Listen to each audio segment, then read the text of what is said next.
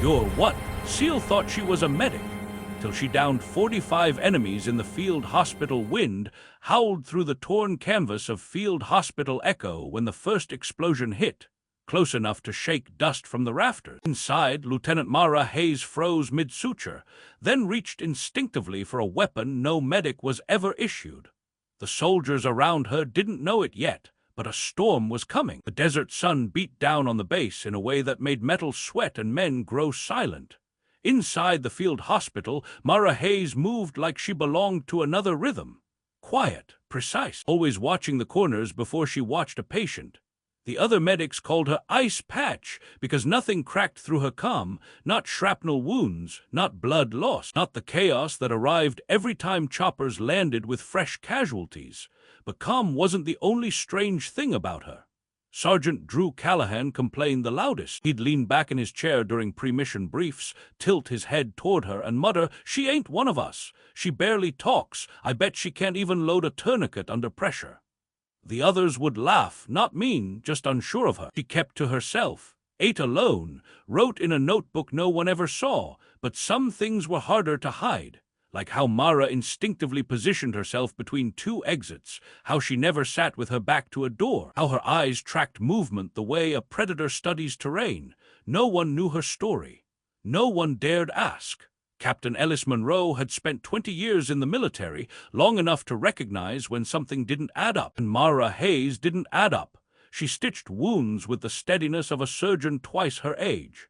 She worked faster under pressure than anyone he'd seen, but it wasn't her skill that bothered him. It was her silence, silence that felt less like shyness and more like discipline. He watched her one evening from the doorway as she restocked the trauma bay. The sun dipped low, turning the dust outside into a burning haze. Mara worked in that warm glow without pausing, without wasting a single motion. "Lieutenant Hayes," he finally called out. She stiffened almost imperceptibly. "Yes, sir. You settle in okay?" "Yes, sir." He waited. Any normal medic might offer something more, a sigh, a laugh, a complaint about the heat, but Mara just looked at him with eyes that carried distances he didn't know how to cross. "All right," he said softly. "Carry on." She nodded, returning to her task, but he saw her shoulders drop only after he walked away. Something lived inside her silence, something heavy, something she wasn't ready to name. Private Nolan Brooks shuffled into the medical bay late one evening, cradling his bandaged ribs like they were glass. The place was quiet, just Mara folding linens with that same ritual precision. "Ma'am," he whispered, "can I, get another dose of the pain meds?" She nodded. "Sit." He lowered himself onto the cot with a hiss. Mara prepped the syringe, checked dosage, disinfected the injection site, all without a word. But when he winced at the needle, something shifted in her face, a flicker of softness. "You're healing," she murmured. "Pain means your body's doing its job." He chuckled weakly. "You sound like you've been through worse." Her hand hesitated just for a breath. "Everyone has a story, Private." He studied her. "Yours seems big." Silence again, thick, heavy. Mara capped the syringe, disposed of it, and stepped back. "Rest, hydration, no lifting." He nodded, but he didn't get up. "Ma'am, are you afraid of gunfire?" She froze, barely noticeable unless someone was looking. "Focus on healing," she said quietly. "That's what matters." But he watched her walk away, shoulders tense, jaw locked. Whatever she carried didn't just hurt. It haunted. Night settled over the base like a blanket stitched from generator hums and distant radio chatter. Mara lay awake in her bunk, staring at the ceiling, breath steady but restless. After a long moment, she sat up and pulled the small storage trunk from under her cot. She hesitated, hands hovering over the lock. Then she opened it. Inside, beneath neatly folded uniforms and medical manuals, lay a black case the size of a violin. Dustless, untouched on purpose. She ran her fingers along its edge. She hadn't opened it in 19 months. Not since the night her world fractured. Not since the mountains. Not since the 3 men she'd sworn to protect died under her command. Her breath hitched.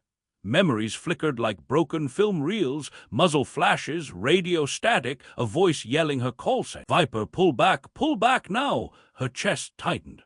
She forced the case shut, shoving it deep into the trunk, pushing it down as though she could bury what lived inside. But memories don't stay buried, not when the world expects you to heal others while bleeding inside yourself. Tonight, sleep didn't come, only ghosts did. By morning, the sky had turned the color of ash. Storm clouds gathered over the desert as if the earth itself sensed danger. Mara moved through the hospital with unusual urgency, checking supplies, double-stacking bandages, refilling IV lines. Expecting a busy day, Corporal Reese joked. Mara didn't look up. Something's coming. Reese frowned. Intel said nothing. Intel misses things. Her tone was so sharp, so certain that Reese blinked at her, but before she could ask, the ground trembled. A low, rolling boom echoed across the base, then another, closer. Then the alarms wailed. Mortars slammed into the far wall of the compound, sending dust cascading from the hospital ceiling. The lights flickered. Patients screamed. Medics scrambled. Mara didn't flinch. She stepped into the center of the chaos, voice calm, commanding, "Move patients away from the windows. Secure oxygen tanks. Reese, get the triage carts ready. Callahan, take the far wing. Why are you giving orders?" Callahan snapped, ducking as another explosion hit, but she didn't react to him. She reacted to the sound of boots, many boots, approaching fast from beyond the fence line. The attack had begun, and Mara Hayes wasn't afraid. She was preparing.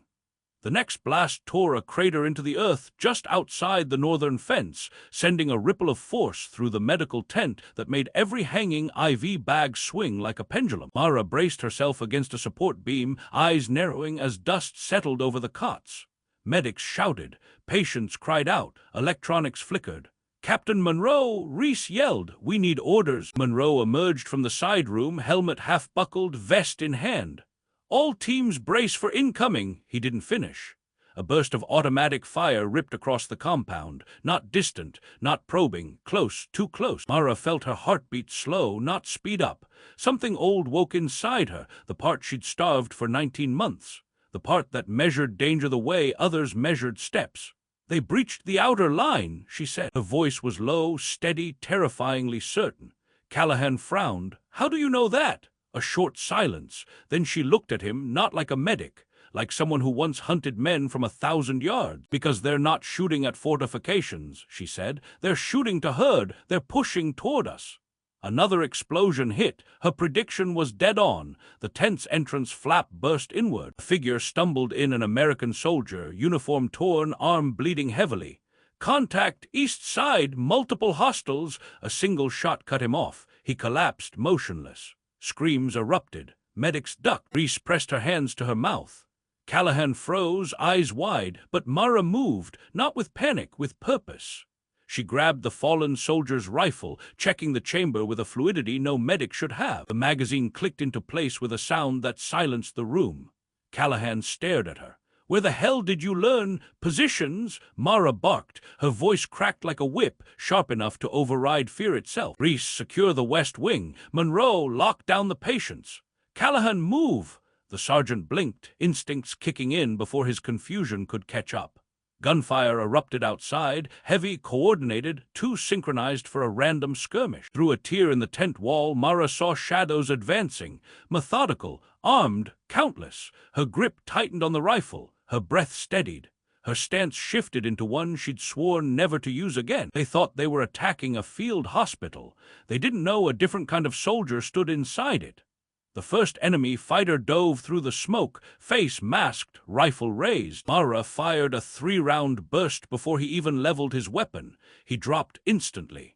Callahan whispered, "Holy, she's not a medic." But Mara didn't hear him. The world shrank into what she'd trained for years to survive. Angles, distances, movement patterns, breath control. 2 more combatants rushed the entrance. She rolled behind a supply crate, fired twice, shifted position, fired again. Each shot clean, precise, minimal wasted motion. Reese stared as if witnessing something impossible. "How is she doing that?" Monroe swallowed hard. "Because she's been in worse." When the shooting paused, Mara crouched, sweeping the tent with her eyes, not for wounded civilians, but for tactical vulnerabilities. "Callahan," she said, "barricade the side entrance. Use exam tables. Reese, get me every loaded weapon from the security station inside the hall." "Since when do you give orders?" Callahan demanded. Mara's gaze didn't budge. "Since your life depends on it." A long, trembling silence passed, and Callahan moved. Another explosion rocked the tent. Mara didn't flinch. She had become the one thing she feared, the soldier she once swore she'd never be again. As the enemy regrouped outside, Monroe finally turned to Mara, voice low but urgent. "Lieutenant, who exactly are you?" She didn't answer at first. Instead, she slid a fresh magazine into the rifle with a motion too clean for anyone untrained. "Your file said medical transfer," he pressed. "No combat background." Mara exhaled slowly. A truth she'd buried clawed its way up like a wounded animal. "I was Naval Special Warfare," she said quietly. "DEVGRU, Black Ops medic." Callahan blinked. "You mean SEAL team?" She nodded once. "Only once. I left after a mission went wrong." Reese whispered. "How wrong?" Mara's jaw tightened. 43 casualties, 3 of them my own. It should have been me. I walked away." Silence swallowed the room. Even the distant gunfire seemed to hesitate. Monroe stepped closer. "Lieutenant Hayes, Mara, why didn't you tell anyone?" "Because I'm not her anymore," she whispered.